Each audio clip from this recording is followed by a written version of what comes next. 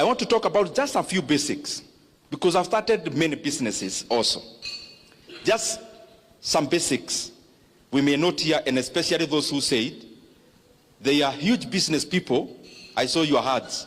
You said you are doing very well in business, but for now, it is in the mind. Just for now, it is in the mind. One of the basic, I have seen it is important. As you start a business, you don't start a business because the other person started.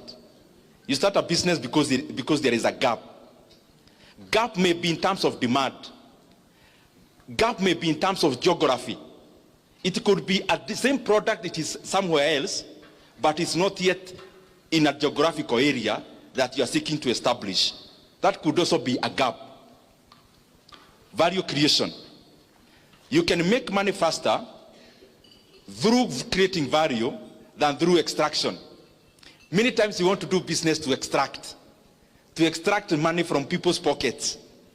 And that is why you realize, and especially in a church setup, when you do business, you want people to sympathize with you because you go to the same church to buy your product for that reason. That is not a reason enough. Just because I know you and you are my relative, you ought to create value. It is me who should be looking for your product.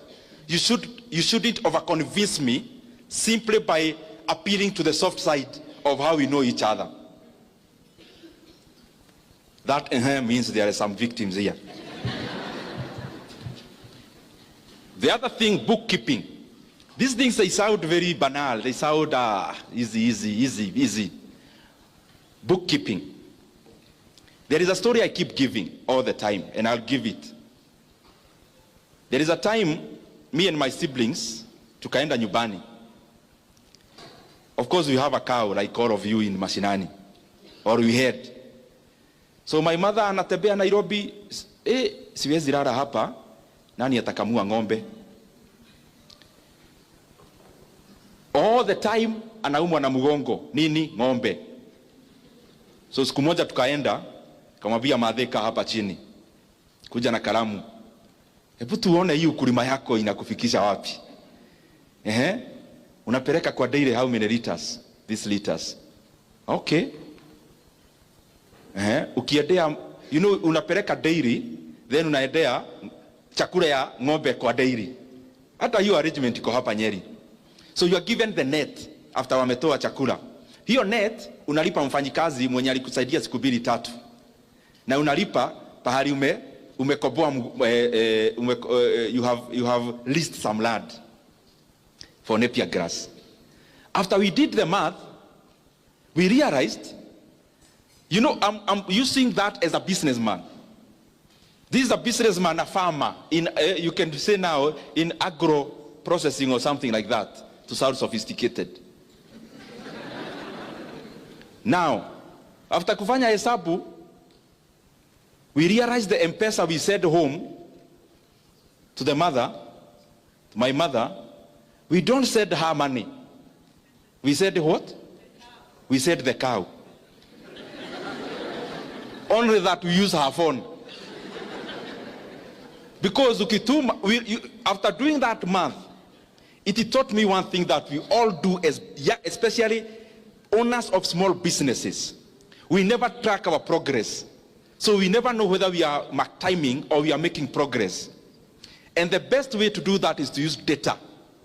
Data could be in terms of number of customers served, in terms of bottom line. Me, I like looking at bottom line. After all is said and done, it is not if you are a person doing oil, your business is not to fuel other people's cars. Your business is to make money. In economics class, we say, it is not out of the benevolence of the baker that we enjoy our daily bread. It is out of their selfish interest to make money that we get Ken Blessed coming to our local shopping center every day. And in the economic interaction, selfishness is what buys the economy. You buy a matatu there seeking to make money, and me, I open a hardware seeking to make money. That interaction of the market is what creates the economy. So as you start your small business early enough, track progress so that you actually know whether you are overstaying in a redundant area for too long. Market. Many times we are limited by what we know in the Maida hapa. But do you know now with internet, there is a lot you can do. You look at market, whatever product you come up with, and please, especially those whose businesses are in the Maida, polish your ideas slightly further. Don't just do a business. You know, kuna business tu yani unafanya unaona. You need to think deeper. Especially those who have not yet risked or staked their money. Use more time to think than start. So that you first of all think about the market. The market may not be limited to where you already know and can see with your eyes. Study. I'm not saying you hire professionals to do that. Do basic, even with the internet. Those who are already doing business and you have some capital, focus on there is something I keep thinking about, and I also do. Look for businesses whose barrier of entry is high, almost blocked.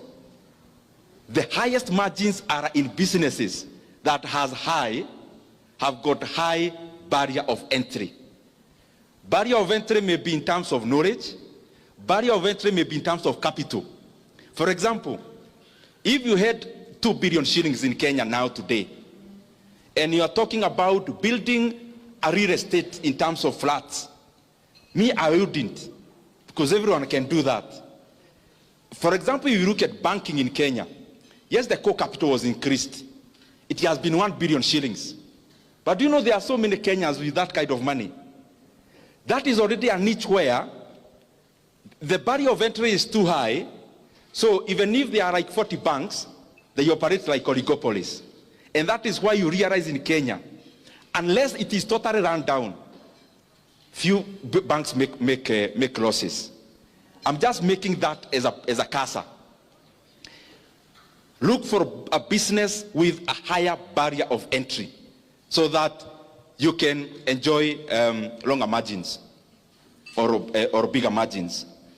This is the other thing I want us to really interrogate.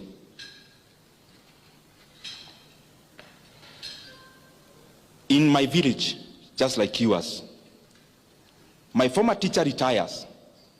The first thing they do is to buy a matatu.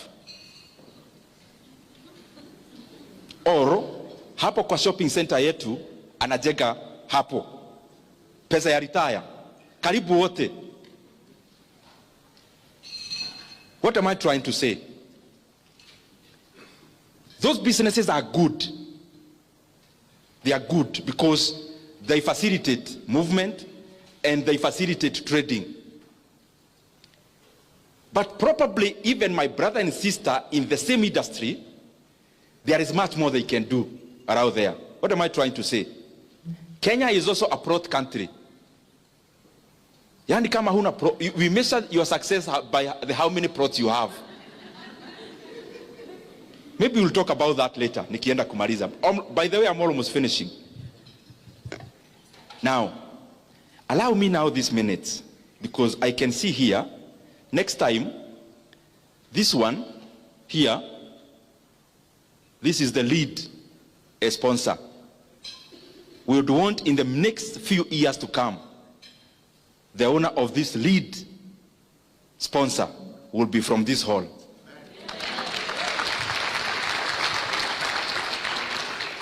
And therefore allow me the remaining minutes, even if you do not understand what I'm saying, and I only talk to 2 people who will do that, I'll be satisfied. So if you do not understand the things I'll be saying, uniwie radhi. Because I would rather talk to 1 table who may actualize, become this, than talk to all of you and start small dots of businesses. And because we have brain and capacity to all be here, let in the next few years, there'll actually be an auction in this hall, all of us bidding to be this.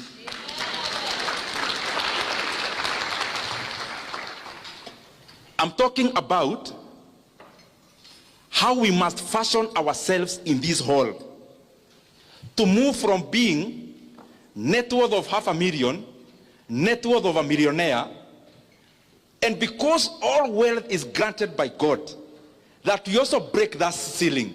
Those figures we hear of billionaires, we also aim. And number one, moving from that comfort, I'm trying that we move from that comfort of being a dealer for Oilibia or for Total, to being the Total yourself. That's what I'm trying to say. From being a dealer of Safaricom to being a competitor. That's the kind of thing I'm trying to talk about. Mumeanza kuenda chini mnauliza sasa huyu mtu ni vitu gani hizo? When you want to move to that level,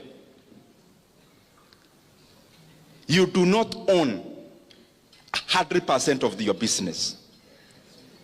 There is no billionaire in the entire world who owns 100% of the business they are associated with. None.